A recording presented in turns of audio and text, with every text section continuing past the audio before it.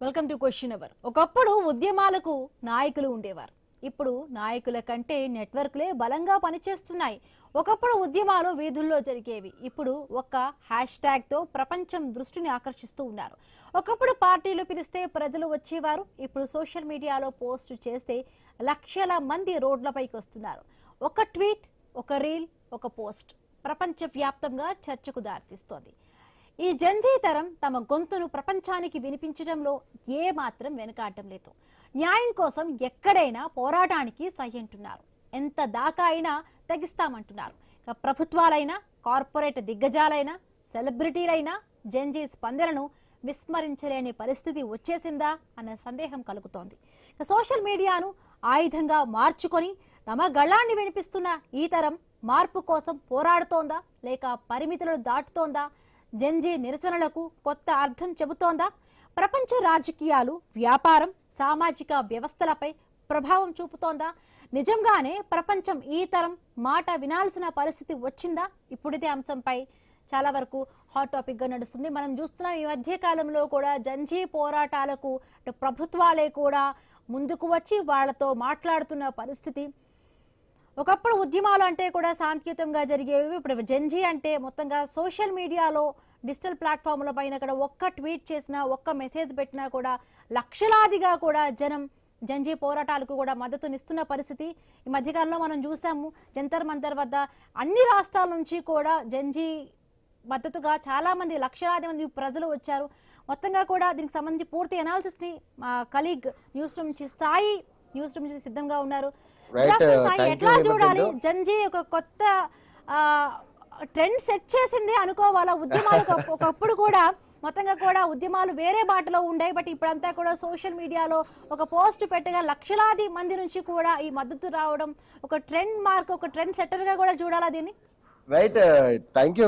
నిజంగా trend setting అనుకోవచ్చు, but ఇది ఎక్కడి వరకు వెళ్తుందో తెలియదు. కానీ రైట్, మొత్తం మీద జెన్జీ కిడ్స్ ఇటు దేశ రాజకీయాలను శాసించే విధంగా ముందుకు వెళ్తున్నాయా అన్న క్వశ్చన్ మార్క్ అయితే కనిపిస్తుంది. ఎందుకంటే ఈ మధ్యకాలంలో చూసుకున్నట్టయితే ఎక్కడైనా ప్రపంచ దేశాల్లో చూసుకున్నట్టయితే యువత రోడ్డు మీదకి వచ్చి నిరసన తెలిపితే కనుక ప్రభుత్వాలు వణికిపోయి కూలిపోయినటువంటి పరిస్థితి కూడా మనం చూస్తూ ఉన్నాం. రైట్, నేపాల్లో కూడా అలాంటి పరిస్థితి వచ్చింది. మొత్తం జెన్జీ కిడ్స్ మొత్తం కూడా వచ్చేసి ఇటు ప్రభుత్వానికి వ్యతిరేకంగా, ప్రభుత్వం కూలిపోయే విధంగా కూడా అక్కడ ఎన్నో హింసలు, హింసాత్మక ఘటనలు చాలా జరిగాయి. కానీ ఇప్పుడు మొత్తం మీద ఇటు భారతదేశంలో చూసుకుంటే కనుక కాక్రోచ్ జనతా పార్టీ చేసినటువంటి యువత ఏదైతే ఉందో ఇటు ప్రభుత్వాన్ని కొంచెం టెన్షన్ లో పడినట్టుగా అనిపించింది. ఎందుకంటే ఇటు ప్రతిపక్షాలకు ఆయుధంగా మారింది. అలాగే దాదాపు 4-5 రోజుల నుండి కూడా మొత్తం మీద దేశ రాజధాని వణికిపోతోంది. ఎక్కడెక్కడి నుండో వచ్చినటువంటి, వివిధ రాష్ట్రాల నుండి వచ్చినటువంటి యువత ఎవరైతే ఉన్నారో అక్కడ ప్రొటెస్ట్ చేస్తూ కూడా ఇటు ప్రభుత్వానికి వ్యతిరేకంగా కూడా వాళ్ళు వచ్చి అక్కడే మనకు పెద్ద ఎత్తున కూడా నినాదాలు చేస్తున్నారు. దీనివల్ల కూడా మొత్తం మీద ప్రభుత్వాలకు ఒక క్వశ్చన్ మార్క్ ఉండిపోయింది. మరి నాయకుల కంటే నెట్వర్క్ అంటే ఇటు సోషల్ మీడియా నెట్వర్క్ చాలా ఎక్కువగా ఉంటుంది. ఒక హ్యాష్ ట్యాగ్ తో చూస్తున్నట్టయితే మొత్తం మీద అటు తొందరగా వైరల్ అయ్యి సో యువత అంతా కూడా ఒక దగ్గరే గుమ్మగుడి అలా చర్చించుకోవడం అట్లాంటివి జరుగుతూ ఉన్నాయి. మొత్తం మీద చూస్తున్నట్టయితే కనుక రైట్, ఒక ప్రభుత్వాలైనా, కార్పొరేట్ దిగ్గజాలైనా, ఇటు సెలబ్రిటీలైనా కూడా ఇక జెన్జీ స్పందన విస్మరించలేని పరిస్థితి వచ్చేసిందా అనే క్వశ్చన్స్ కూడా మనకు వస్తున్నాయి. రైట్, ఇదే అంశానికి సంబంధించి ఈ రోజు మన క్వశ్చన్ అవర్ కార్యక్రమంలో పాల్గొనడానికి పెంటపాటి పుల్లారావు గారు, ప్రముఖ విశ్లేషకులు. నమస్కారం సార్. నమస్కారం. రైట్, జెన్జీ జనరేషన్ వచ్చింది. సో ప్రభుత్వాలకు కొంచెం ఇరకాటంలో పడేసే విధంగా నడుస్తా ఉంది. ఏంటి జెన్జీ కిడ్స్ తలుచుకుంటే ఏదైనా అయిద్దా ఏంటి? అది ఏదైనా అవుతుందనే పరిస్థితి లేదు. జెన్జీ ఎక్కడ ఎక్కువ ఇంపాక్ట్ ఉంటుందంటే ఏ దేశంలో ఒక రాజధాని ఉన్న చోట, ఒక పట్టణం ఉన్న చోట ఇంపాక్ట్ ఉంటుంది. ఇవాళ అదే మీరు అన్న నేపాల్, మీరు అన్న బంగ్లాదేశ్, మీరు అన్న శ్రీలంక, వాళ్ళ రాజధానిలే దేశమే రాజధాని. భారతదేశం కూడా ఏమైపోయిందంటే ఇప్పుడు ఢిల్లీ చుట్టూరా 500 కిలోమీటర్లలో 35-40% భారత్ జనమంతా ఇక్కడే ఉన్నారు. ఇక్కడే జ్ఞాపకం పెట్టుకోండి. Infrastructure improve అవ్వింది. లక్నో నుంచి 250 మైళ్ళది 15 గంటలు పట్టేది 10 సంవత్సరాల క్రితం. ఇప్పుడు 3-4 గంటల్లో వచ్చేస్తున్నారు బస్సు వేసుకుంటే. సో యాక్సెస్ వచ్చింది. తప్పకుండా ఇది ఒక కొత్త విధానం పాలిటిక్స్ చేయటం. కానీ భారతదేశంలో అంత సులభంగా ఏదో వచ్చేసి కూర్చుంటే అయిపోయే పరిస్థితి కాదు. భారతదేశంలో చాలా దాదాపు 75 సంవత్సరాలు ఎన్నో రకాలైన పరిస్థితులు ఇంకా గంభీరమైన చూసాం. ప్రభుత్వాలు అంత ఈజీగా వచ్చేసి తోసేసేది లేదు. ఎందుకంటే ప్రజాస్వామ్యం ఫర్మ్గా పనిచేస్తుంది. నేపాల్లో పనిచేస్తుందా లేదు, పాకిస్తాన్లో లేదు, శ్రీలంకలో లేదు, బంగ్లాదేశ్లో లేదు. భారతదేశానికి వాళ్ళు కొన్ని ఇష్యూస్ మీద వచ్చారు. దీంతో పాటు దీని పునాది ఏంటి? గత 15-20 సంవత్సరాలు విపరీతంగా భారతదేశం పెరిగింది.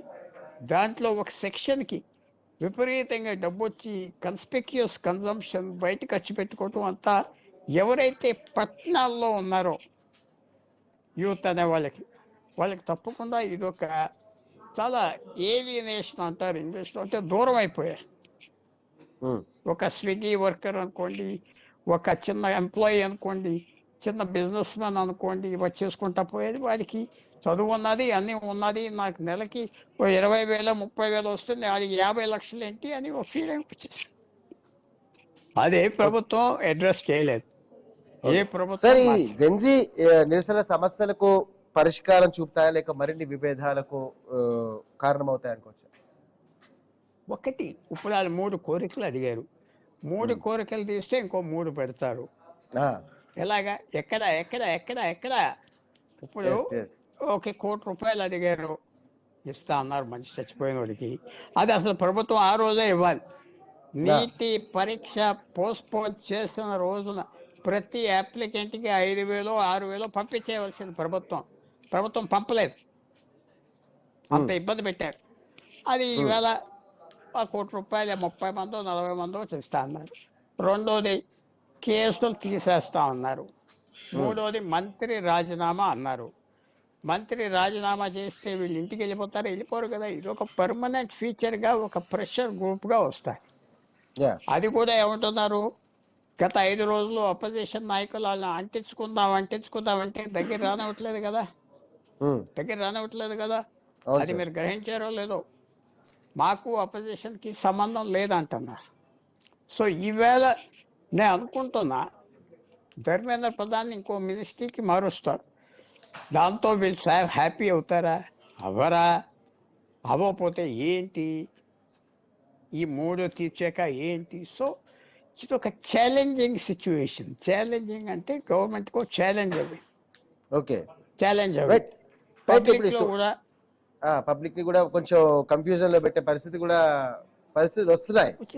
తర్వాత ఒకటి, నరేంద్ర మోడీ పాపులర్ అన్పాపులర్ కాదు కదా. ఆయన అన్పాపులర్ కాదు. ఆయన మీద ఆరోపణలు ఏదో కుటుంబాలు పెంచాడు, డబ్బులు తినేశాడు, పనిచేయడు, సోమరి అయ్యేం లేవు కదా. ఆయన కింద కొన్ని రాష్ట్రాల్లో గెలుస్తూ వస్తున్నారు ఎలక్షన్స్. అన్పాపులర్ కాదు. మీరు చెప్పిన ఉదాహరణ, బంగ్లాదేశ్లో అన్పాపులర్ ప్రైమ్ మినిస్టర్ 15 సంవత్సరాలు ఎలక్షన్ లేకుండా నడిపింది.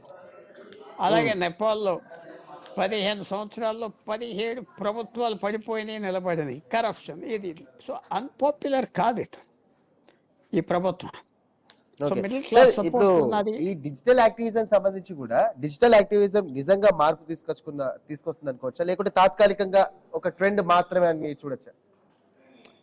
ట్రెండ్ కొన్ని రోజుల వరకే.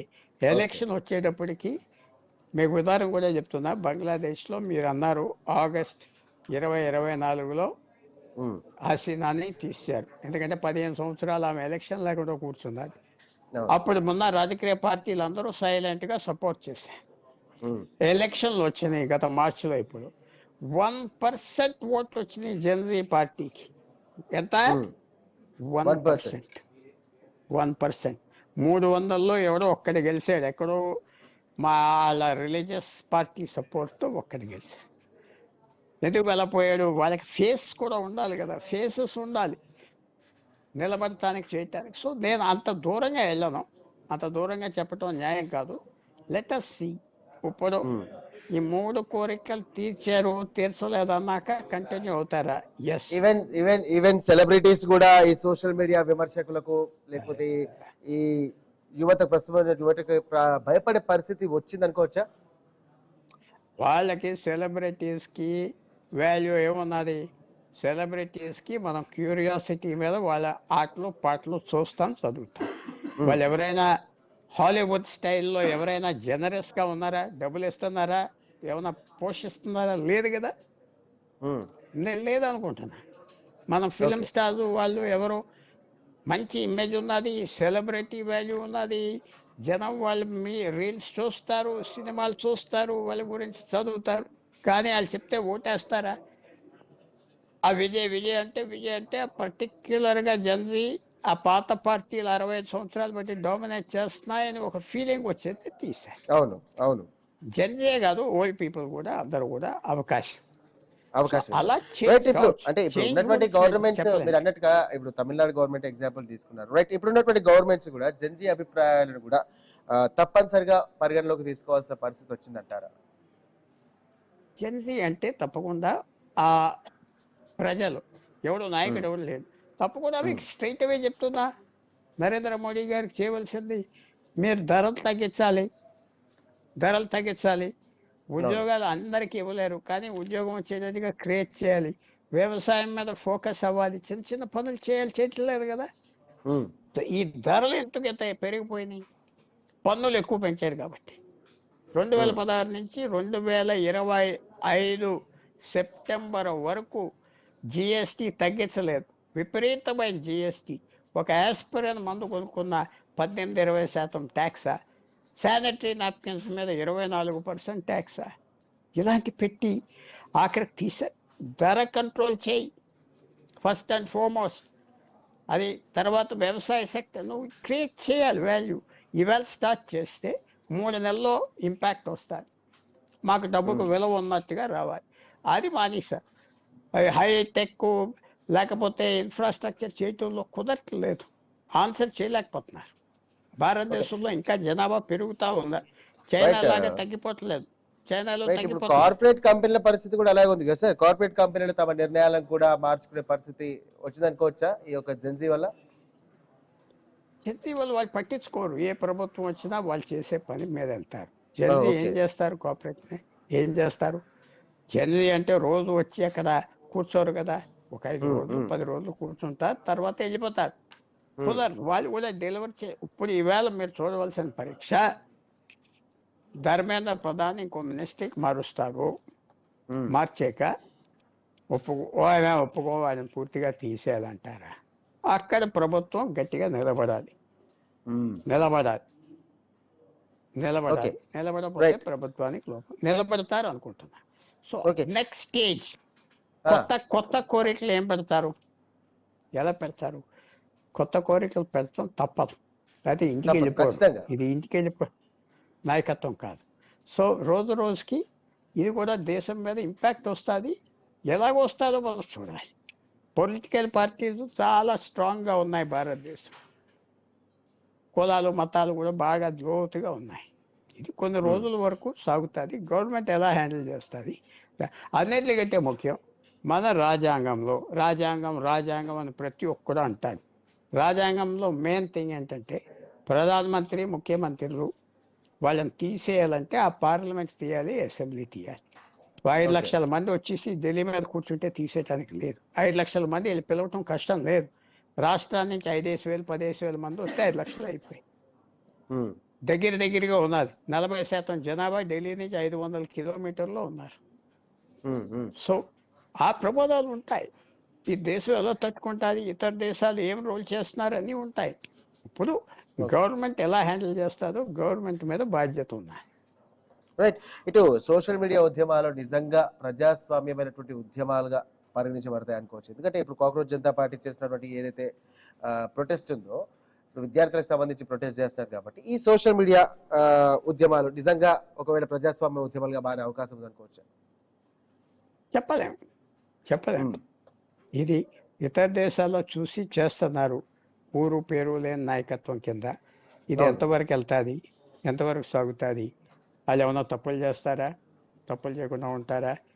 వాళ్ళు తప్పులు చేయకుండా ఎంతవరకు వెళ్తారు? ఇదంతా ప్రిడిక్షన్ చేయటం కష్టం. వాళ్ళ ప్రవర్తన, ప్రభుత్వ ప్రవర్తన, ప్రజల ఆలోచన. వాళ్ళు స్పష్టంగా చెప్పింది ఏంటంటే మాకు ఆపోజిషన్కి సంబంధం లేదు. ఆపోజిషన్ ఎంత రాసుకుందాం అనుకున్నా, ఎంత ముట్టుకుందాం అనుకున్నా దగ్గర రానివ్వట్లేదు కదా. yes, అవి yes. వాటిలో పొమ్మంటున్నారు, మీకు మాకు సంబంధం లేదంటున్నారు. వాళ్ళు ఎంతో ప్రయత్నం చేస్తున్నారు, ఏదో అది కుదరట్లేదు. సో రాబోయే రోజుల్లో ఇంకా మనకి క్లారిటీ వస్తుంది.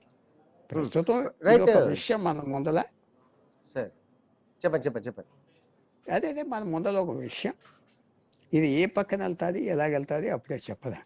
ఏదో ఎలా వెళ్ళిపోతుంది అలా వెళ్ళిపోతుంది అనుకుని అన్ని ఎన్నో ఊహలు చెప్పొచ్చు, కానీ అది నేను రెస్టారెంట్గా ఉంటాను. ఊరుకునే గాల్లో ఎన్నో చెప్పొచ్చు స్పెక్యులేషన్స్, నేను గంట సేపు చెప్పొచ్చు స్పెక్యులేషన్, కానీ అది కరెక్ట్ కాదు. స్పెక్యులేషనే అంటే ఊహలు. ఇప్పుడు మనం కనపడేది ఈవేళ ఇది 3 కోరికలు తీర్చారా, 2.5 కోరికలు తీర్చారా, వాళ్ళ యాటిట్యూడ్ ఏంటి? ఈ 3 కోరికలతో ఆగేది లేదు.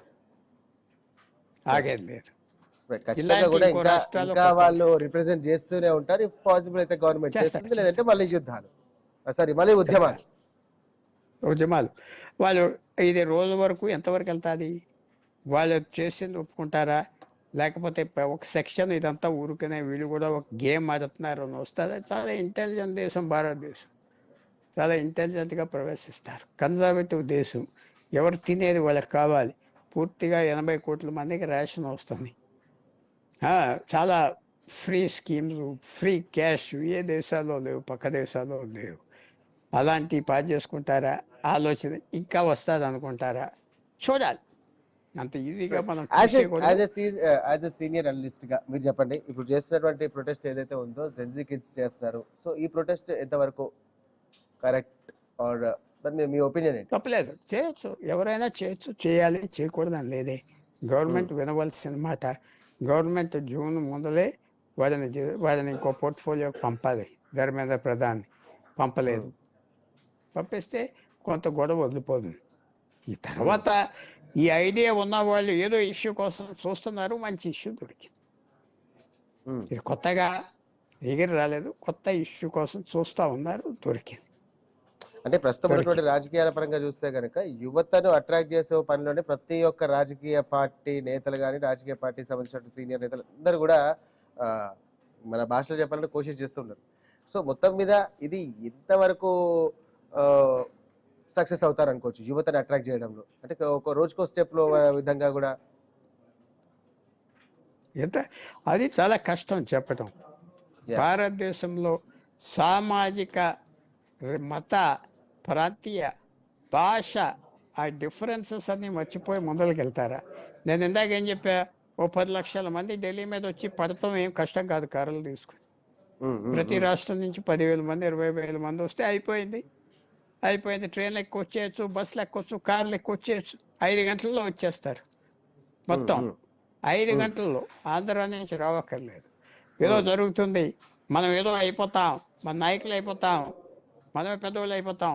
ఎవడో ఒకడు అనుకుంటాడు లక్నోలో, మీరట్లో నేనే పెద్దవాళ్ళు అయిపోతాను, ఇవన్నీ ఉంటాయి బంగ్లాదేశ్లో అవినతిగా. ఓకే సార్, ఇప్పుడు ఈ మధ్యకాలంలో రాజకీయ నాయకుల కంటే సోషల్ మీడియాలో ఇన్ఫ్లుయెన్సర్స్ ఉన్నారు కదా, మధ్యకాలంలో ఇన్స్టాగ్రామ్ లో కానివ్వండి, ఫేస్బుక్ లో కానివ్వండి, వాళ్ళే ప్రిడిక్ట్ చేస్తున్నారు. సో యువతకి చెప్పడం కానీ, అరే ఇట్లా కాదు అట్లా, సో ఇట్లా జరుగుతుంది, సో ప్రజెంట్ అక్కడ పరిస్థితి ఇట్లుంది, మీరేమనుకుంటారు అనే ఇట్లా కూడా ఇన్ఫ్లుయెన్సర్స్ చాలా మొత్తం మాట్లాడడం కానీ, అది కొంచెం ఎఫెక్ట్ పడే అవకాశం ఉందనుకోవచ్చా ప్రజెంట్ ఉన్నటువంటి యూత్ కి? తప్పకుండా ఎఫెక్ట్ పడుతుంది. గవర్నమెంట్ ఎలా ట్యాకిల్ చేస్తుంది, ఎలా సాగదీస్తుంది, ఎలా ఒప్పుకుంటుంది, ఎలాగ ఒప్పుకున్నట్టుగా నటిస్తుంది, ఎలాగ ఒప్పించినట్టుగా చేస్తుంది, ఎలా తలొంచుతుంది, ఎన్ని రోజులు దాచుకోగలరు, ఇవన్నీ ప్లాన్స్ ఉండాలి. వాళ్ళు తక్కువ వాళ్ళని నేను ఎందుకు అనుకోవాలి? నరేంద్ర మోడీ తక్కువ వాళ్ళని నేను ఎందుకు అనుకోవాలి? తక్కువ వాళ్ళని ఎందుకు అనుకోవాలి? వాళ్ళకి ఇంటెలిజెన్స్ ఉన్నాయి, వీళ్ళకి ఇంటెలిజెన్స్ ఉన్నాయి. మొత్తం మీద జెన్జీ ఉద్యమాలు ప్రపంచ వ్యాప్తంగా సో కొత్తగా ప్రజాస్వామ్యానికి కొత్త నిర్వచనం కాబోతోంది అని అనుకోవచ్చా? అన్ని చోట్ల జరగలేదు కదా, యూరోప్ లో జరగట్లేదు కదా, అమెరికాలో జరగట్లేదు కదా, జపాన్ లో జరగట్లేదే, చైనాలో జరగట్లేదే, రష్యాలో జరగట్లేదే. ఎక్కడేదో అన్డెవలప్డ్ దేశాలు ఉన్న చోట జరుగుతూ ఉంటాయి. ఈ దేశాల్లో జరగట్లేదే, యూరోప్ లో ఎక్కడో జరగలేదే. ఎక్కడ అమెరికాలో అస్సలు జరగట్లేదు. ఏదో జనం వచ్చారు ట్రంప్కి వ్యతిరేకంగా అంటున్నారు. ఏదో వస్తారు 50,000 మంది పోతున్నారు, ఆయన పట్టించుకోడు అంతే. సో ఇది ఒక బ్యాక్వర్డ్ సొసైటీకి వర్తించే వ్యవహారం. భారతదేశం ఇంకా బ్యాక్వర్డ్. ఓకే, ఇంకా స్టిల్ బ్యాక్వర్డ్. అంతే కదా, అంతే కదా. ఓకే. రోడ్డు మీద యూరిన్స్ లేవు, రోడ్డు మీద టాయిలెట్స్ లేవు, హైవే మీద ఇక్కడి నుంచి వైజాగ్ వెళ్ళండి టాయిలెట్ లేదు, ఇంకా బ్యాక్వర్డే. మనం ఏమి హై ఇన్కమ్ సొసైటీ అయిపోలేదు. కొంతమంది కారులో తిరుగుతున్నారని. ఇది పోర్ కంట్రీ. ఆదాయం దేశం అంతా పెరిగింది కానీ అందరికి అంత పెరగలేదు. చూడండి, మీరు వెళ్ళండి బస్సు మీద కారు మీద మద్రాసు వరకు 500 మైళ్ళు ఒక లెట్రిన్ ఉంటుంది, దారిలో టాయిలెట్ ఉంది. ఒక యాక్సిడెంట్ జరిగితే గంట సేపు పడుతుంది శవాన్ని తీసుకెళ్ళిపోవటానికి. ఇంకా డెవలప్మెంట్ ఎలాగా? సో అందువల్ల నేను ఒప్పుకోలేదు. Okay sir, right. It last భారత రాజకీయాలకు సంబంధించి కూడా, భవిష్యత్ రాజకీయాలకు సంబంధించి కూడా ఇక పాలనలోనే gen Z will be the most affected ఒక పవర్ గా మారబోతుంది అనుకోవచ్చా? చెప్పలేం. రెగ్యులర్ పొలిటికల్ పార్టీస్ అంత ఈజీగా పవర్ వదలరు. ఇప్పుడు కాంగ్రెస్ పార్టీ అన్ని ట్రై చేస్తున్నాయి వాళ్ళతో కలవటానికి. వాళ్ళు కలవనివ్వకపోతే ఏం చేస్తారు? Rahul Gandhi is doing that only. Try చేసి రానివ్వట్లేదు కదా, అదే రానివ్వట్లేదు కదా, అతను గుర్తించట్లేదు కదా, అతని దగ్గర రానివ్వట్లేదు కదా. ఒక ఏదో 10 మంది స్టూడెంట్స్ పెట్టుకుని యూత్తో మాట్లాడుతున్నారని అది అవసరం లేదు ఆయనకి ఆ పని చేయటానికి. అవసరం లేదు. ఆయన కూడా గట్టిగా ఉండాలి. మా దగ్గరికి వస్తే సహాయం చేస్తాం లేకపోతే పో అనాలి. అది అంటలేదు. ఇంకా భవిష్యత్ బియాండ్ దట్ ఇప్పుడు ఇదంతా కూడా చూస్తే కనుక జెన్జీకి కంపల్సరీ ఒక రాజకీయ శక్తి అవసరం ఉండాల్సిందేనా? అది నేను అలా చూడలేదు. భారతదేశానికి చాలా ప్రమాదాలు ఉన్నాయి. చైనా పాకిస్తాన్ నుంచి చీల్చేసి ఎరగొట్టేసేది దేశం మంది. ఇవన్నీ తర్వాత అది అలా అర్థం చేసుకోవట్లేదు. ఇదేదో బాగా జరుగుతుంది తినేద్దామని బయటకు వచ్చారు కానీ ఇది చాలా థ్రెట్స్ ఉన్నాయి, ఎక్స్టర్నల్ థ్రెట్స్. అది తప్పదు, ఆలోచించుకోవాలి. లాస్ట్ జెన్జీ కిడ్స్ కి మీరు ఇచ్చేటువంటి special message? Be a good patriotic గా యాక్టివ్ గా ఉండండి. పేట్రియాటిజం మర్చిపోవద్దు, దేశం కూడా ఉండాలి. అది జాగ్రత్త దృష్టిలో పెట్టుకొని ఇష్టం వచ్చింది చేయండి. బట్ బి ఏ పేట్రియాట్, ఇష్టం వచ్చింది పని చేయండి. భవిష్యత్తులో సార్ లాస్ట్ గా భవిష్యత్తులో ఇట్లాంటి సంబంధించినటువంటి ఉద్యమాలు కానివ్వండి, ప్రొటెస్ట్ కానివ్వండి, what ever it may be, Gen Z kids వల్ల ఎంతవరకు భారతదేశానికి నష్టం వాటిల్లేదు ఉంది, ఎంతవరకు లాభం? నష్టం కూడా కాదు, వాళ్ళు యాక్టివ్గా ఉండాలి, ప్రభుత్వాన్ని కంట్రోల్ చేయాలి, ప్రభుత్వాలకు పొగరు రాకూడదు, ప్రభుత్వాలు అలర్ట్గా ఉండాలి, ప్రభుత్వాలు కాషియస్గా ఉండాలి, పరిపాలన మంచిది ఇవ్వాలి. పిచ్చి పిచ్చి పరిపాలన ఇస్తే కుదరదు. వాళ్ళు యాక్టివ్గా ఉండాలి, దాంట్లో ఏం తప్పలేదు. పొగరమొత్తనంగా ఉన్న రాజకీయ నాయకులను తీసేయాలి, అవన్నీ చేయాలి, తప్పదు. వాళ్ళు చేయొచ్చు, సాయం చేయొచ్చు, అంతే.